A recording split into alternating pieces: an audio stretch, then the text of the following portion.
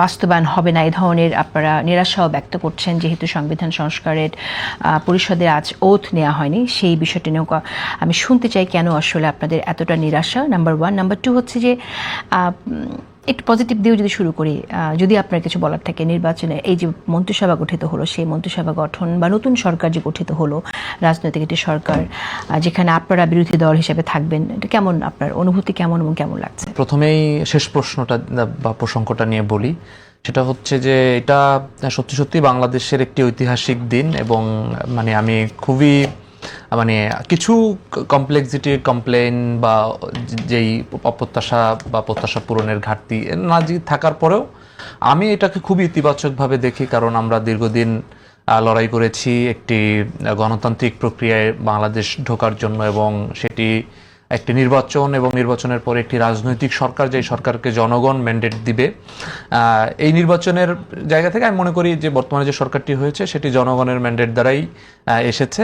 যদিও কিছু জায়গা নিয়ে বিতর্ক আছে, কিন্তু সেই বিতর্কে আমি যদি বেনিফিট অফ ডাউটের বিতর্কগুলোকে মনে করি যে হ্যাঁ ওখানে প্রবলেম হয়েছে, তারপর আমি মনে করি যে বিএনপি এবার মেজরিটি পেয়েছে এবং এটা জনগণের ম্যান্ডেট নিয়ে সরকার এসেছে। এটা একটা ইতিবাচক জায়গা যে আমরা গণতন্ত্রের একেবারেই পারফেকশনের জায়গায় না যেতে পারলেও একটা কাছাকাছি জায়গায় আমরা যাচ্ছি। এটা হয়তো আরো ডেভেলপড হবে যদি আমরা এটাকে ধরে রাখতে পারি। এটা একটা জায়গা। দ্বিতীয় জায়গা হচ্ছে মন্ত্রিসভা নিয়ে যেই প্রত্যাশার জায়গা বলেন, এখানে আরো একটা পজিটিভ দিক, সেটা হচ্ছে যে অনেক আমার ব্যক্তিগতভাবে বা আমাদের যারা একসাথে লড়াই সংগ্রাম করেছি, অনেক পরিচিত আমাদের ভাই ব্রাদার বা সিনিয়র রাজনীতিবিদ যারা আছেন, এরা মন্ত্রিসভায় এসেছেন এবং যাদেরকে অনেককে ব্যক্তিগতভাবে চিনি, তারা ব্যক্তি জীবনে রাজনৈতিক জীবনে অনেক স্ট্রাগল করেছেন, বাংলাদেশ নিয়ে তাদের ভাবনা আছেন। তো তাদের উপরেও এক ধরনের প্রত্যাশা আছে যে তারা বাংলাদেশের বিষয়ে ভালো কিছু করবেন। এটা একটা জায়গা। আবার কিছু কিছু জায়গায় আমরা দেখেছি যে যেমন এই ঢাকা 10-এর যিনি প্রার্থী ছিলেন রবিউল সাহেব, ওনার ব্যাপারে অনেক ধরনের বিতর্ক আছে। এরকম ব্যক্তিদের নিয়ে আবার 3টা মন্ত্রণালয় উনি পেয়েছেন।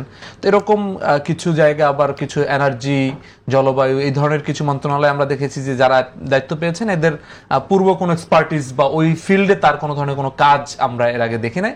কিন্তু ওভারঅলি আমার কাছে মনে হয়েছে যে তরুণ এবং প্রবীণ মিলে একটা মোটামুটি একটা মন্ত্রিসভা আমরা পেয়েছি। এখন এটা প্রমাণ হবে যে আসলে কতটা তারা কাজে কিভাবে এটার আউটপুটটা দিচ্ছেন। আর প্রথম যে প্রসঙ্গটা আপনি বললেন সেটার বিষয়ে আমরা বলতে চাই যে আমরা এই জায়গাটা প্রথম শপথের দিনই আমরা হতাশ হয়েছি যে একসাথে জুলাই আদেশ বাস্তবায়ন যেটা ছিল সেখানে পরিষ্কার লেখা ছিল যে আসলে 2টা শপথ একই সাথে হতে পারে এবং হবে, এবং একই ব্যক্তি 2টা শপথই পড়াতে পারেন।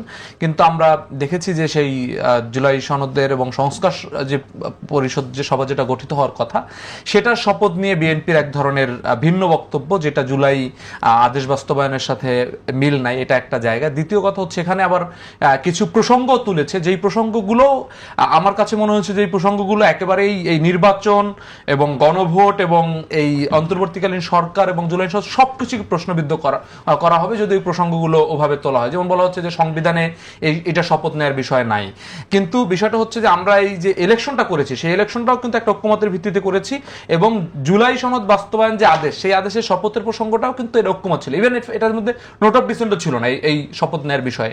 সো সেইটাকে যদি প্রশ্ন করা হয় যে সংবিধানে নাই বিধে আমরা এখন শপথটা নিতে পারছি না, কিংবা এই ধরনের প্রশ্ন করা হয়, এটা আমার কাছে মনে হচ্ছে যে বিএনপি যেই পরিমাণে ভোট পেয়েছে তার থেকে বেশি মানুষ কিন্তু হ্যাঁ ভোটে ভোট দিয়েছে।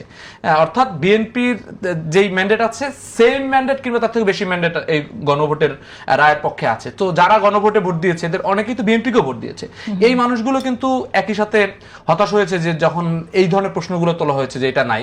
তো সেই জায়গা থেকে আমরা গণভোট জায়গা আবার নোট অফ ডিসেন্টের আলাপগুলো দেখেছি। নোট অফ ডিসেন্টের 3টা প্রসঙ্গের বাইরে বাকিগুলোতে নোট অফ ডিসেন্ট থাকবে। 3টা প্রসঙ্গ স্পেসিফিক্যালি জনগণকেই, পিপলকেই প্রশ্ন করা হয়েছে। সেই বিষয়গুলো আসলে জনগণ রায় অলরেডি দিয়ে দিয়েছে। সেই বিষয়গুলোকে পেঁচানোটা হচ্ছে, এই পেঁচানোটা আমি শেষ করি আপা, সেটা হচ্ছে যে এই পেঁচানোটা বিএনপি সরকারের সাথে যারা সংস্কার চায় কিংবা যারা জনগণ যারা গণভোটে হ্যাঁ দিয়েছে তাদের একটা মুখোমুখি অবস্থান তৈরি করা হচ্ছে। এবং এইটা ব্যক্তিগতভাবে দীর্ঘদিন যারা এই জিনিসটা চেয়েছি, এই গণভোট কিংবা সংস্কারের জায়গাগুলো, সেই জায়গাগুলোতে আমরা অনেকটা হতাশ হয়েছি।